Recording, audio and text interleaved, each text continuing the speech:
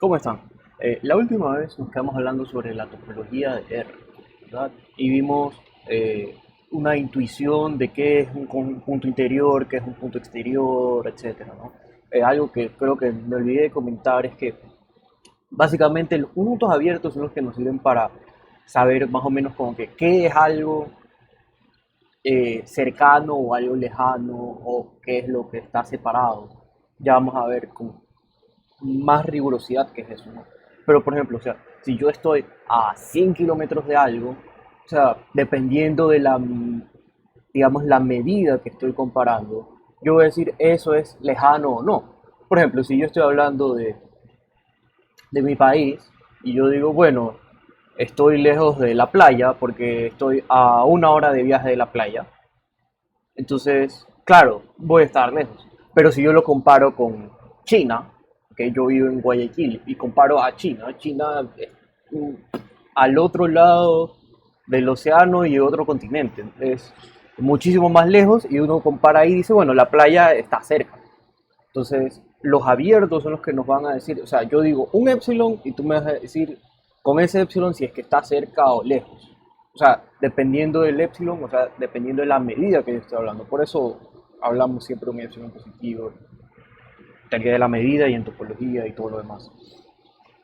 Eh, y bueno, continuando entonces con lo que nos habíamos quedado, vimos esta observación que el interior de U siempre está contenido, ¿no? Porque siempre va a existir un abierto que lo contiene al punto y que está contenido en el conjunto. Entonces, por transitividad, el punto va a estar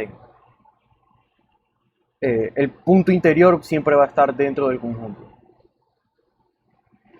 ¿Ok? Y estamos viendo que el interior de un conjunto formado por un solo elemento es vacío porque al abrir cualquier intervalo voy a tener un punto que esté fuera de ese conjunto. O sea, fuera del intervalo perdón, del conjunto de un solo elemento. Ok. Y ahora, para terminar este tema sobre el interior, vamos a hablar ahora de una caracterización de abierto que es inmediata. O sea, de todo lo que hemos visto hasta ahora, va a ser inmediato porque ya hemos visto la caracterización de abiertos de acá, la anterior. Que nosotros decimos que un conjunto es abierto, sí, solo sí, para cada punto existe un abierto que lo contiene. Y esto se parece a la definición que yo di de punto interior. O sea, un punto es interior si existe un abierto para cada punto existe un abierto que lo contiene. Entonces, la caracterización es sencilla. Entonces, diremos que U es abierto si y solo si el interior de U es igual a U. Es decir, en los abiertos todo punto es interior. Entonces, vamos a ver. Si U es abierto, sea X en U, y bueno, X está en U y U está contenido en U, entonces X es elemento del interior de U. Es casi que medio trivial, ¿no? Porque si X está en U y U es el abierto que me sirve para la definición de un punto interior que tenemos aquí, ¿no? O es su conjunto de R tal que O esté contenido en U y contenga X. Ah, ya, entonces usamos a O como U. X está en U y está contenido en U. Entonces es un punto interior. Perfecto. Entonces en esa dirección está sencillo. Y en la otra dirección, ¿cuál es? Bueno, sea... Ahora tenemos que el interior es U. Entonces, bueno, sea X en U, como X es el interior, o sea, entonces X está en el interior. Así, existe un abierto un O abierto, tal que X está en U y O está contenido en U. Es decir, que para todo X en U existe, para todo X en U existe un abierto que contiene a X y O, el abierto está contenido en el conjunto. Es decir,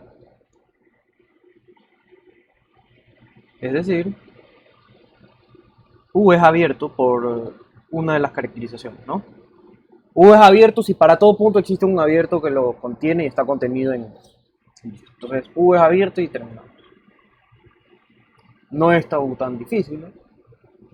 Esto puede ser un poco más tedioso de mostrar si es que no usamos todas las caracterizaciones bonitas que ya hemos visto hasta ahora. Perfecto. Entonces, ya hablamos de puntos interiores, vimos esta caracterización interesante. Y ahora vamos a hablar de otros puntos. ¿Qué es un punto? Por ejemplo, cuando vimos aquí los dibujitos, ¿verdad? Vimos que en el caso de este U hay puntos interiores, hay un punto que está completamente fuera, pero hay un punto aquí que no está ni dentro ni fuera, ¿no? Es como que en la frontera. Y asimismo en B, este W tampoco yo diría que es un punto interior, ¿verdad? Y si usamos todas las definiciones que hemos usado hasta ahora, vemos que no es un punto interior. Por ejemplo, en el intervalo por acá, en el intervalo cerrado A, B, vimos que el interior es A, B, es decir, los extremos del intervalo no son puntos interiores, a pesar de que están en el intervalo en este conjunto. Entonces vamos a hablar de punto exterior.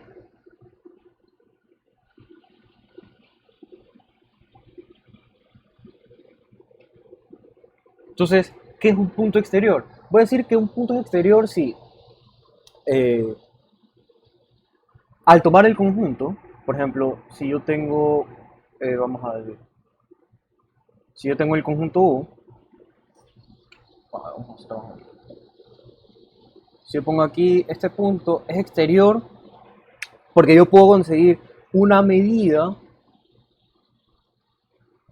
que dice que está completamente contenido fuera de U. ¿Sí? Es decir, para este Y existe un entorno que está fuera de U. Es decir, sea A subconjunto de los reales,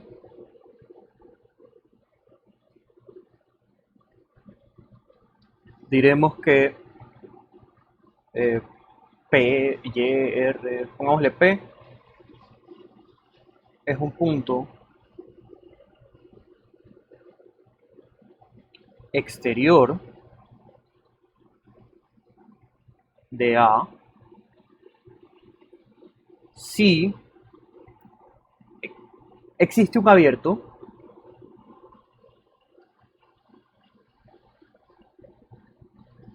o subconjunto de R abierto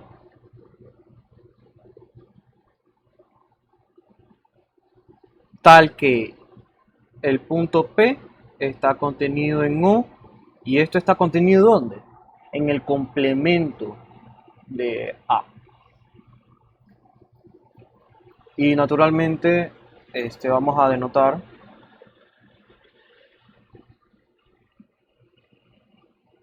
denotamos el exterior de A, el conjunto eh, al conjunto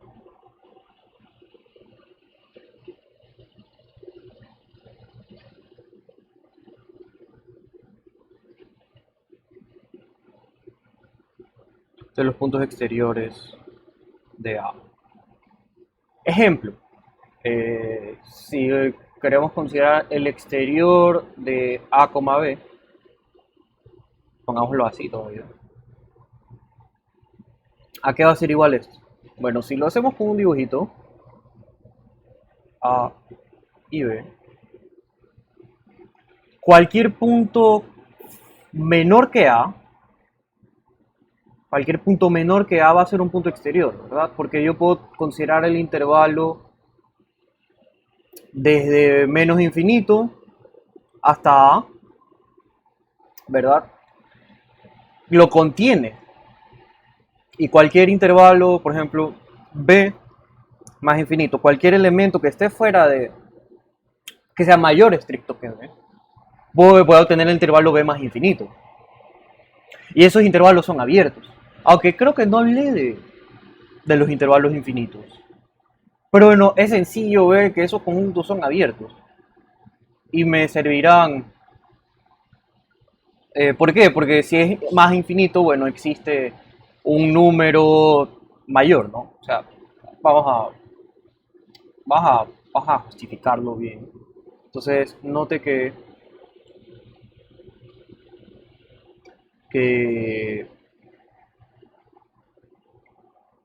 A hasta infinito y menos infinito hasta B son abiertos. Pues tome sea X en A más infinito, tome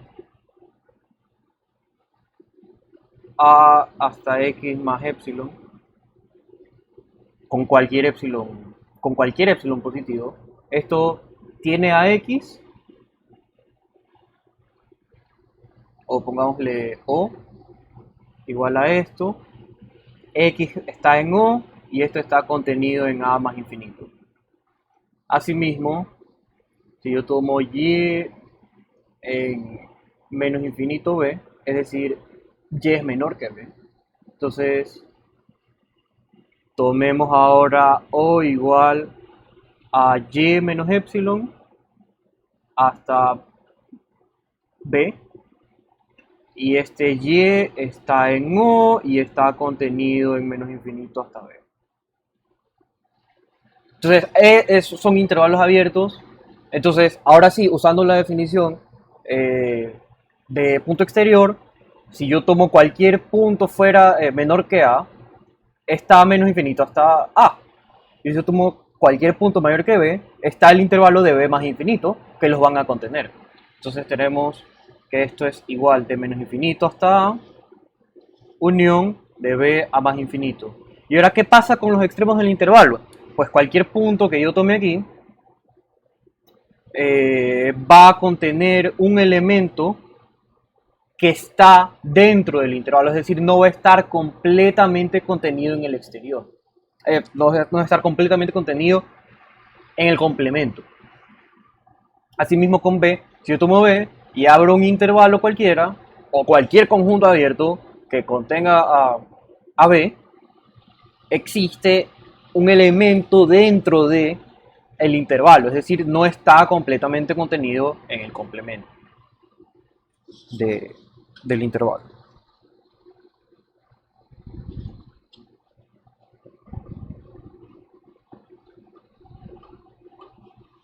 Listo. Entonces, el exterior de un intervalo, de hecho, no solo de este intervalo, sino que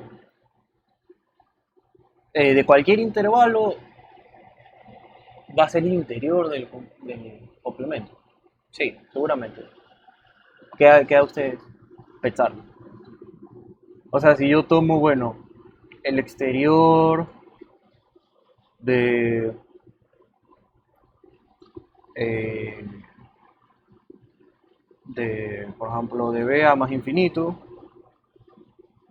el exterior de esto va a ser de menos infinito hasta B abierto. Es decir, no voy a cerrar B porque ya vimos que pasa en los extremos del intervalo, ¿no?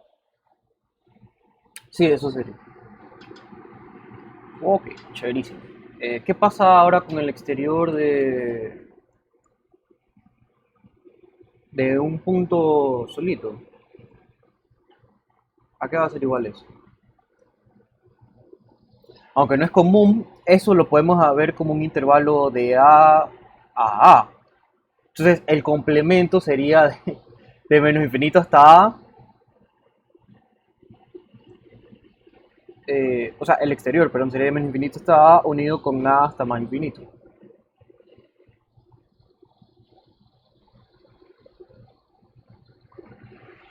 Muy interesante. Eh, el exterior también es un conjunto abierto, ¿no? El exterior es abierto, aunque no nos interesan mucho esos datos curiosos, digamos. El exterior es abierto. ¿Qué más? Nada. Entonces ahora podemos decir cuando un punto está dentro, cuando un punto está fuera, ¿cierto? Y eh, tenemos herramientas suficientes para encontrar fácilmente el exterior y el interior de algunos conjuntos. Ok, entonces podemos hablar ahora de punto de frontera. Sí, podemos hablar de un punto de frontera.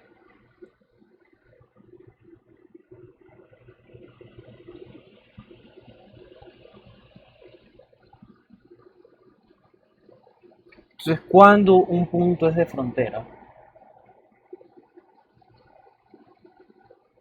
vamos a ver un dibujito, ¿no? O sea, yo sé que este punto no es y este punto de acá no es, pero este sí, ¿verdad? ¿Por qué ese punto sí es un punto de frontera? Mm, pensémoslo con abiertos, ¿no? Si yo me doy un entorno, aunque no he definido qué es entorno, pero, o sea, si yo me doy algo alrededor de ese punto, ¿qué, qué hay? ¿Qué vemos? Vemos tanto un punto aquí como un punto acá, ¿no? Un punto que está dentro y un punto que está afuera. Y, pero que exista un entorno no es suficiente, ¿verdad? ¿Por qué? Porque, por ejemplo, si yo tomo este punto de aquí que está dentro de U, yo puedo abrir este entorno lo suficientemente grande que contiene un punto dentro y un punto fuera. Entonces, la definición lo que va a pedir es que cualquier medida que yo dé, cualquier abierto que contenga a U, va a tener necesariamente que tener un punto dentro y un punto fuera. Vamos a escribirlo. Entonces, sea A su conjunto de los reales, diremos que X en R es un punto de frontera.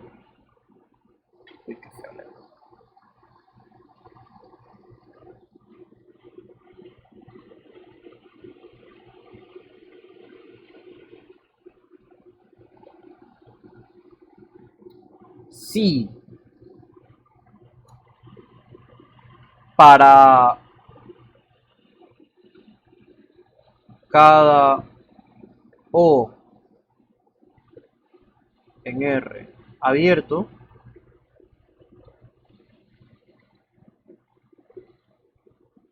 tal que X está en O, existe o, o pongámoslo con intersecciones,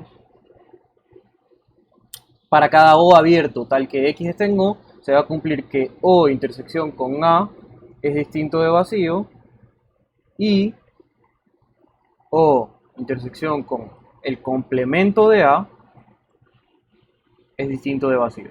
Es decir, tiene al menos un punto dentro y un punto fuera. Entonces, vamos a hacer un dibujito aquí. Entonces, si digo que esto es el conjunto A, pongamos este punto de aquí. Cualquier entorno de A que yo me dé, existe un punto dentro, es decir, la intersección, perdón, adentro es aquí. Existe un punto dentro y existe un punto fuera. Es decir, la intersección con el conjunto es no vacío y con el conjunto por fuera tampoco es vacío. O sea, con el complemento del conjunto. Chéverísimo. Entonces, por ejemplo, no, y llamamos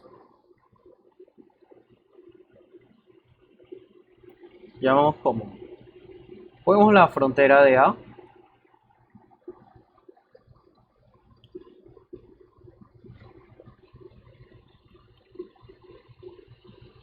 llamamos frontera de A, el conjunto de puntos de frontera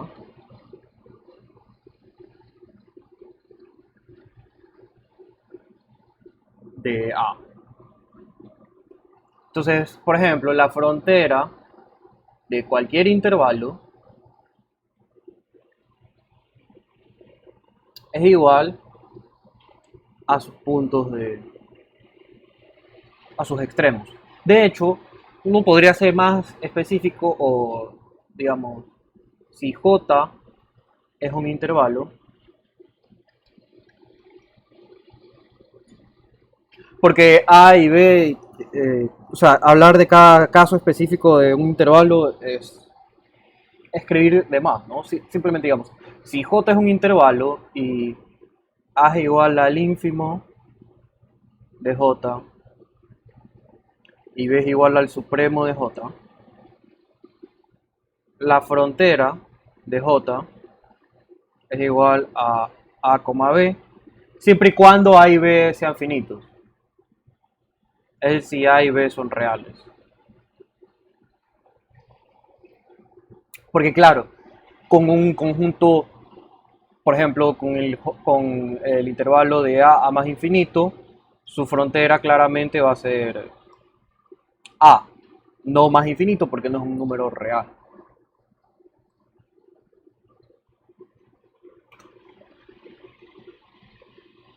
Ok, podemos decir un intervalo acotado también. Entonces, si es acotado, el ínfimo y el supremo son números reales. ¿He hablado de ínfimo y supremo? Sí, ya he hablado de ínfimo y supremo, pero en los videos de introducción al razonamiento matemático. Puede ser que haga otros videos nuevos sobre el ínfimo y supremo, solo tratando de esos temas. Pero J es un intervalo y A y B son los ínfimos y supremos respectivamente el intervalo, entonces la frontera de ese intervalo es A, B. ¿Por qué? Porque si está dentro del intervalo es un punto interior y si está fuera del intervalo es un punto exterior. Entonces solamente los extremos son los posibles puntos de frontera de J y listo. Y noten que los puntos de frontera no necesariamente tienen que estar dentro, o puede estar uno dentro y el otro afuera, y así, ¿no?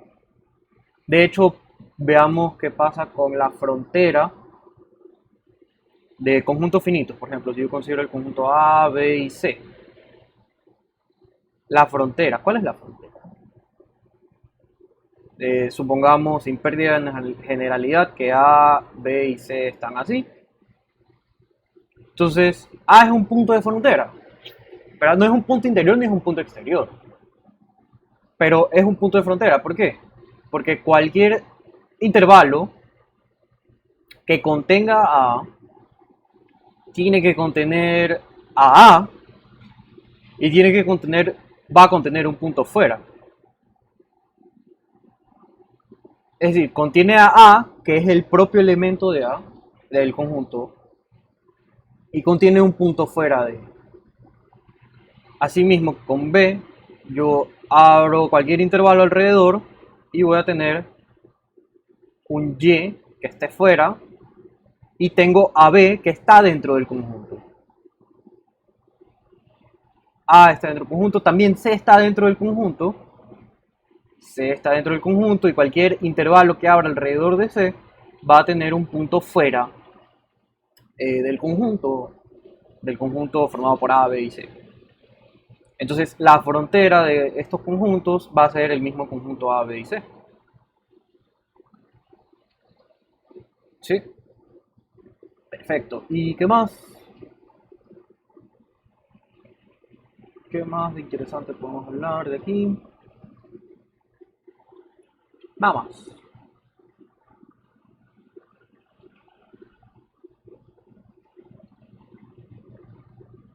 Sí, sí, sí, sí. Ahora vamos a hablar de...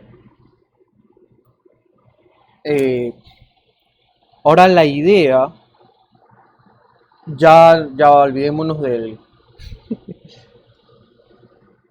lo de hace un momento.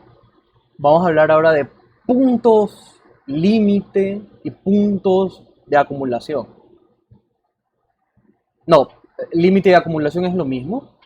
Vamos a hablar puntos límite y puntos de adherencia o clausura. Entonces son dos cosas distintas, ¿no? O sea, a mí me gusta más decir punto límite, pero algunos lo llaman también punto límite o punto de acumulación. Acumulación.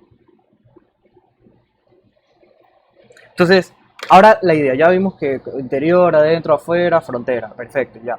Ahora, ¿qué significa un punto límite? Un punto límite es cuando está cercano al conjunto. Cercano al conjunto. Es decir, que está casi que pegado al conjunto.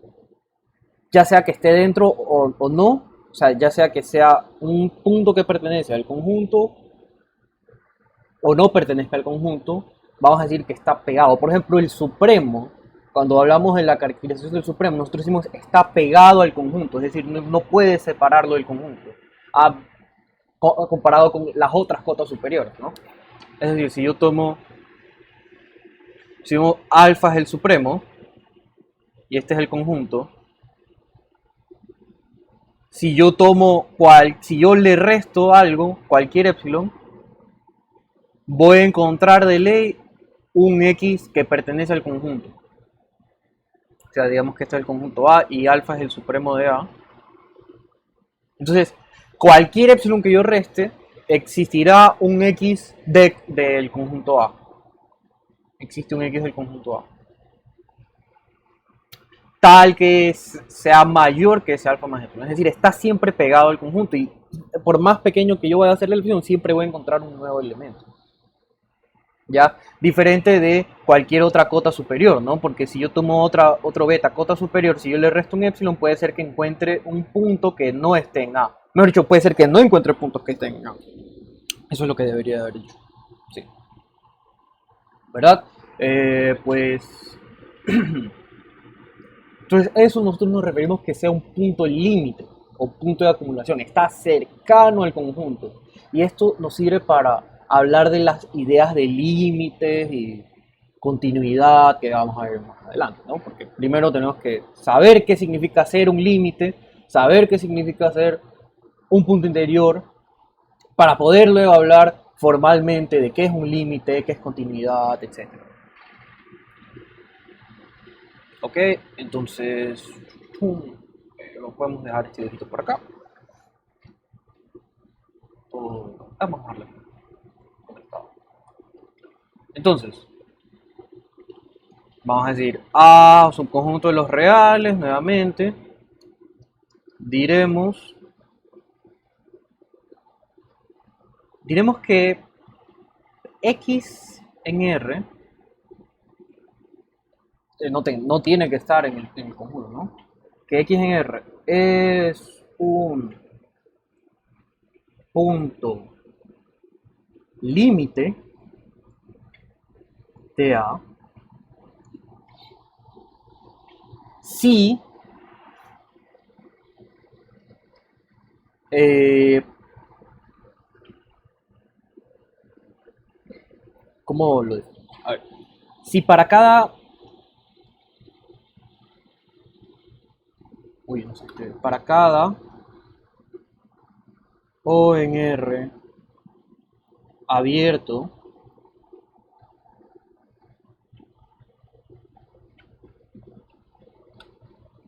tal que X esté en ese abierto, la intersección de A con el abierto menos X es distinta de vacío. Un poquito complicado, ¿no? Vamos a ver. El ejemplo clásico con los intervalos, porque los intervalos son maravillosos, y el resto de abiertos son uniones infinitas de intervalos, uniones de intersecciones de intervalos, así que no. Siempre nos gusta trabajar con intervalos. Entonces, ¿qué pasa con A, B? Por ejemplo, ya me acordé lo que quería hacer un momento, que aquí dice abierto para cada abierto, ¿no? Pero nosotros sabemos que esto va a ser equivalente si hablamos de intervalo o si hablamos de cualquier epsilon que el intervalo alrededor del punto, ¿no? O sea, yo confío en ustedes que sí ven la equivalencia, ¿no? Y por eso solo hablo de intervalos. Entonces, si para cada O abierto tal que X está en O, la intersección es distinta de vacía. Por ejemplo, B va a ser un punto límite de A, B. ¿Por qué? Porque cualquier intervalo que yo abra alrededor de B y le quito B, es decir, a un intervalo que contenga B, por ejemplo, B menos epsilon, a B más epsilon, y yo le quito B, voy a tener un punto eh, que esté dentro del intervalo. Y eso porque B es el supremo, ¿no? Asimismo, como A es el ínfimo, yo tomo cualquier intervalo que contenga A. Como es el ínfimo, voy a tener uno que esté dentro del intervalo. O sea, voy a tener un elemento, es decir, voy a garantizar que esta intersección sea no vacía. ¿Y por qué? Para cualquier epsilon. Y no importa si A y B están o no están, porque yo estoy considerando el intervalo o el abierto sin contar el punto. Por eso es que decimos que es un límite, porque puede ser que esté o no esté en el conjunto. De hecho, eh, noten que cualquier punto del intervalo es un punto límite, ¿no? Por ejemplo, X entre A y B es un punto límite del intervalo, porque para cualquier abierto que yo tome, eh, alrededor de X, si yo le quito X, igual voy a tener que tener intersección no vacía con el intervalo. ¿Ok?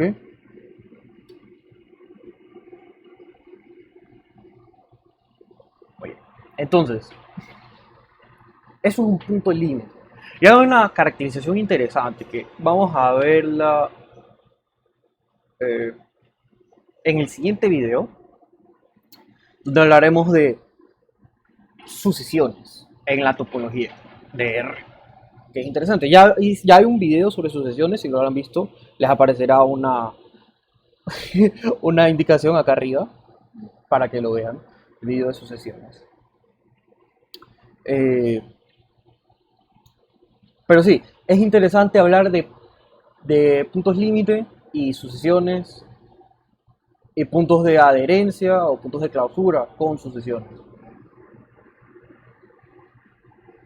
Es muy importante.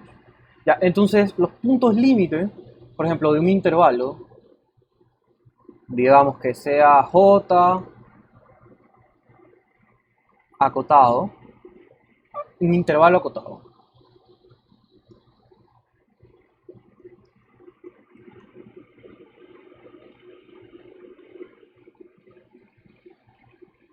Un intervalo acotado y A, B, bueno, A igual al ínfimo y B el supremo.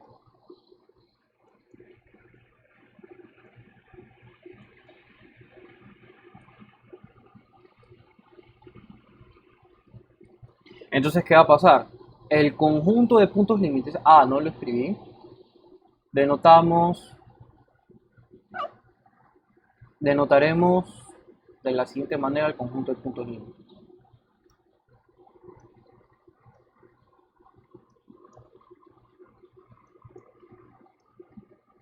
Denotamos A', el conjunto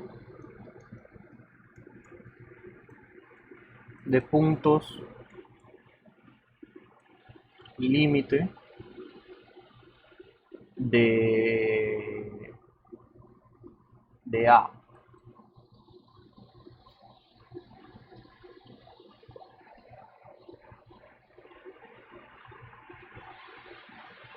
Me parece que algunos también lo denotan así. No lo sé, no me voy a meter con esa notación que ya no recuerdo en mi vida. Entonces solamente denotamos A' el conjunto de puntos límite de A. Y ahora, si J un intervalo acotado, ¿cuáles son los puntos límites de ese intervalo? Bueno, los puntos límites de ese intervalo es A, B. Interesante, ¿verdad? Porque cualquier punto dentro del intervalo, si yo tomo un intervalo alrededor y le quito el centro o el punto que estamos analizando, la intersección es no vacía. Y si yo tomo los extremos del intervalo, cualquier intervalo alrededor de los puntos de frontera, por lo anterior, va a ser distinto de vacía la intersección. Entonces, perdón. Entonces, J' y los puntos límite de J son el intervalo cerrado como ven. Pensemos ahora casos más interesantes, porque hasta ahora solo hemos trabajado con intervalos y conjuntos finitos. Entonces, vamos a considerar, por ejemplo, qué pasa con el conjunto, consideremos este conjunto A igual a 1 sobre n, donde n es un número entero positivo, ¿no? Donde n es un entero positivo. Entonces, vamos a tratar de graficar este momento. Por ejemplo, para n igual 1, esta es la recta, voy a poner de verde los puntos de A. Para n igual 1 tenemos, vamos aquí el 1. Para n igual 2 tenemos un medio, un tercio, pongámoslo por aquí, un tercio, y luego de un medio por acá va a ser un cuarto, un quinto, un sexto, etcétera, ¿no? ¿Qué estamos viendo? Vemos que los puntos, ¿a dónde se están yendo? Se están yendo al cero, ¿no? Entonces, nosotros podríamos decir, el punto límite de A es cero. Pero, ¿qué pasa si... ¿Será que hay otros puntos que son límites? No, ¿verdad? Porque si yo tomo un medio, yo abro este intervalo, es decir, este intervalo contiene este punto y contiene, perdón, si yo saco el un medio, voy a tener un punto que esté fuera del conjunto. Mejor dicho, todos los puntos, este intervalo está completamente contenido fuera de él. Es decir, su intersección con A es vacío. Entonces, note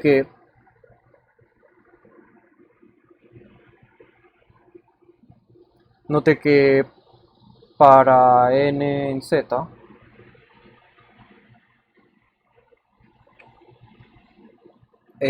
1 sobre n, en z más, perdón, 1 sobre n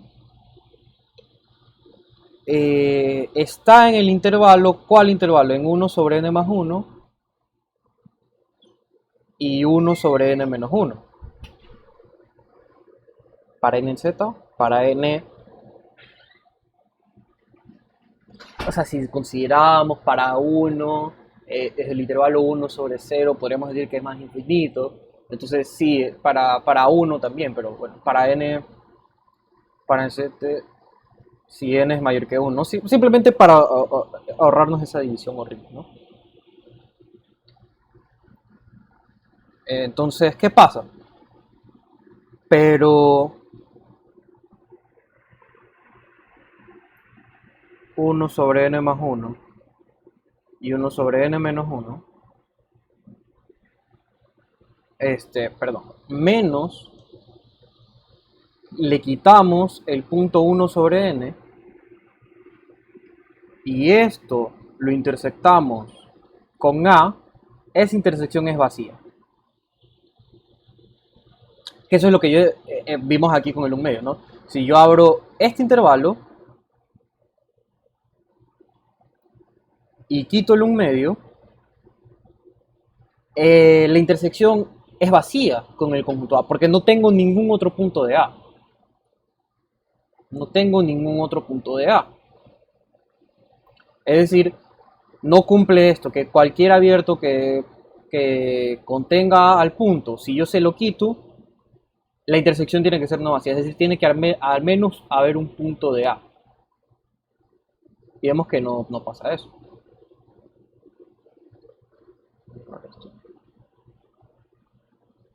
Ahí está, lo puse.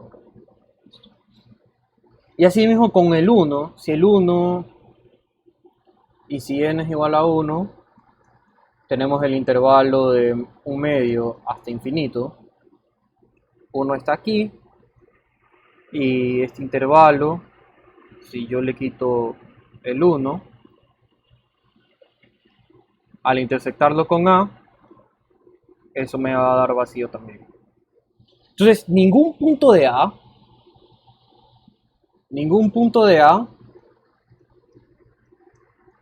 es un punto de límite.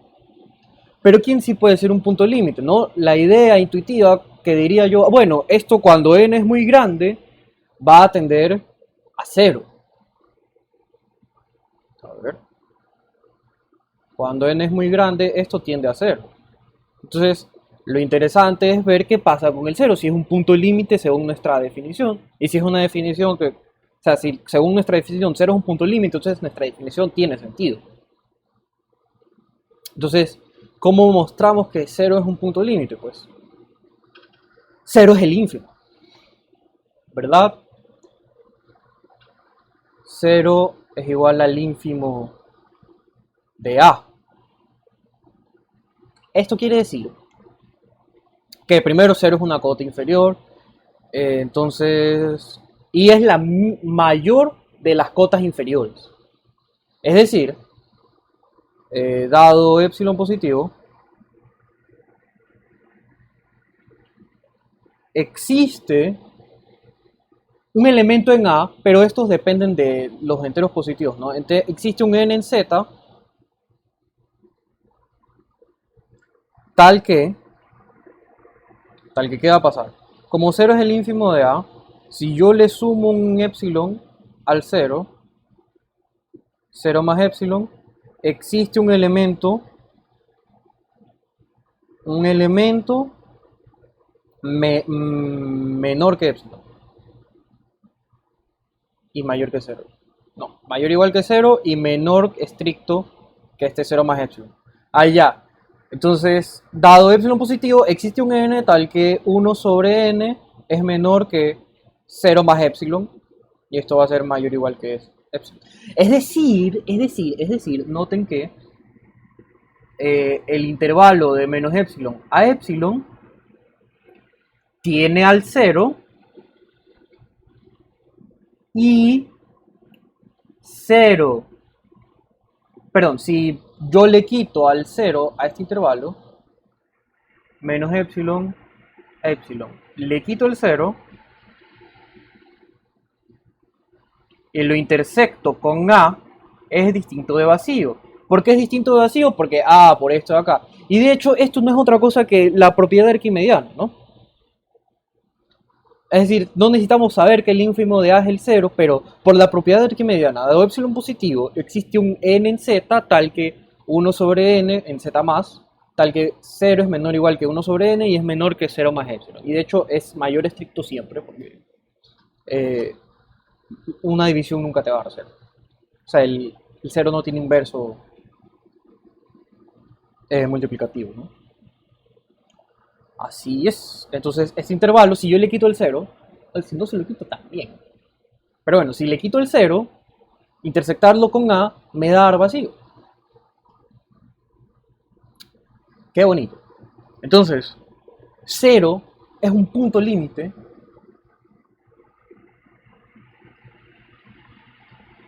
0 es un punto límite de A. Y de hecho es único, ¿no? Es el único punto límite de A. Porque si yo tomo cualquier otro punto, que no esté en A, por ejemplo, si yo tomo un punto que no esté en A, existe este intervalo, Y si un punto, o sea, lo puedo eh, poner entre elementos de A. Es decir, no se va a cumplir para cada abierto. Así mismo, si yo tomo un punto menor que cero, yo tomo el intervalo de menos infinito hasta cero, de menos infinito hasta cero para cualquier punto menor que cero, y no va a ser un punto límite. Y los puntos de cero en adelante, yo los puedo meter entre estos intervalos de A, perdón, entre los puntos de A, por la, porque los puedo meter ahí. Bueno, créanme que se pueden meter ahí. Y si no me creen, ustedes lo pueden hacer, queda ejercicio a ustedes. Y si yo tomo uno mayor que uno, pues tomo uno a más infinito. Y ese conjunto, ese intervalo no contiene ningún punto de A. Y estaría listo. Estaría listo. Cualquier punto, eh, si x es distinto de 0, x no es un punto límite de A. En conclusión,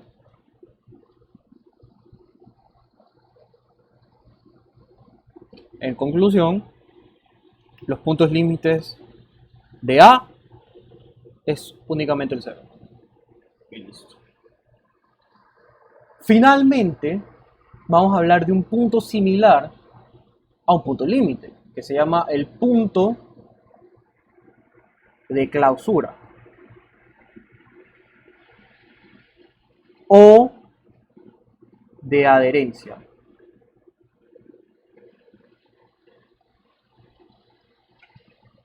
La definición es idéntica, así que me voy a saltar de una a la definición. Sea A su conjunto de los reales, diremos que X en R es un punto de adherencia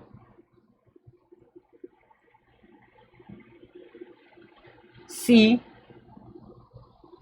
para cada abierto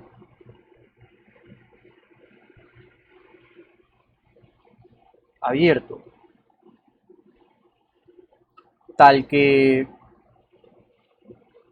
el abierto contenga el punto, la intersección con A es distinta de vacío. ¿Qué cambió con la anterior definición?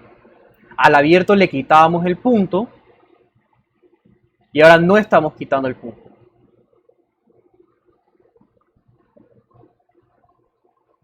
Es decir, eh, si por ejemplo X es un punto de A,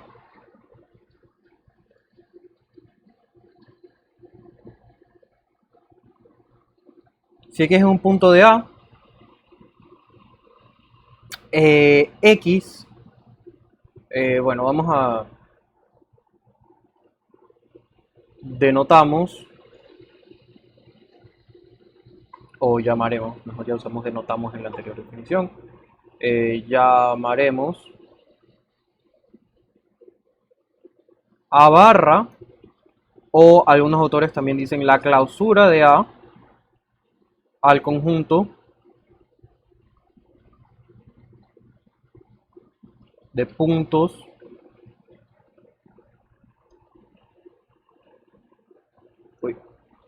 al conjunto de puntos de clausura.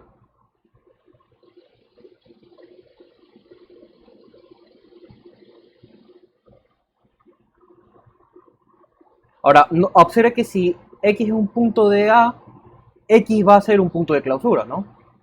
Porque cualquier abierto que lo contenga, al intersectarlo con A va a tener a X. Esto es trivial, ¿no? O sea, si O es abierto, tiene a X, la intersección X va a estar contenido en A intersección O. Por lo menos va a estar X, entonces va a ser distinto de vacío. Eso es sencillo de ver, ¿no? O espero que lo sea. Y ahora note que si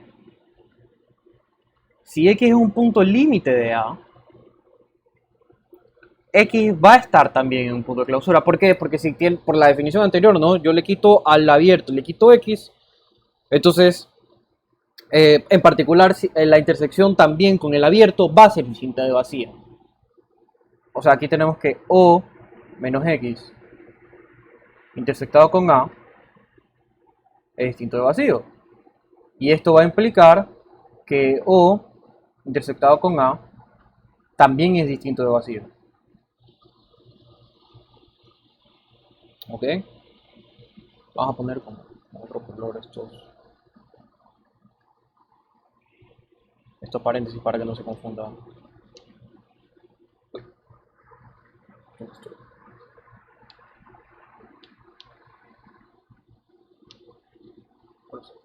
Uy, sus, perdón. No.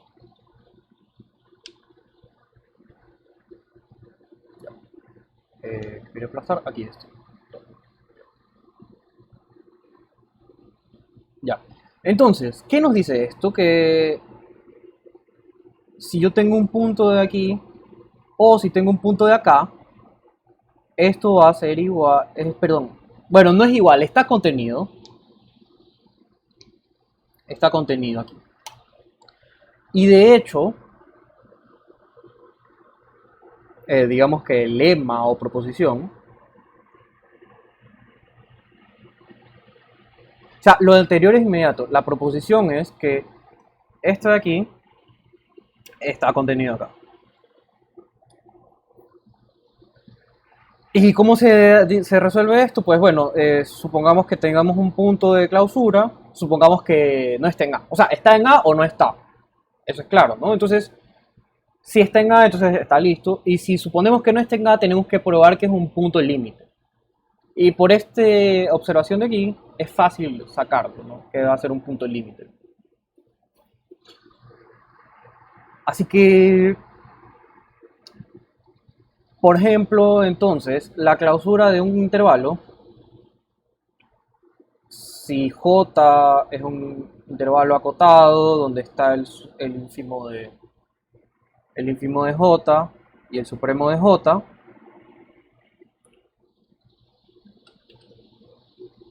si J es un intervalo acotado, qué notación tan sencilla, ¿no? O sea, que me encontré. La clausura de J es igual a esto de aquí, al ínfimo de J y al supremo de J. O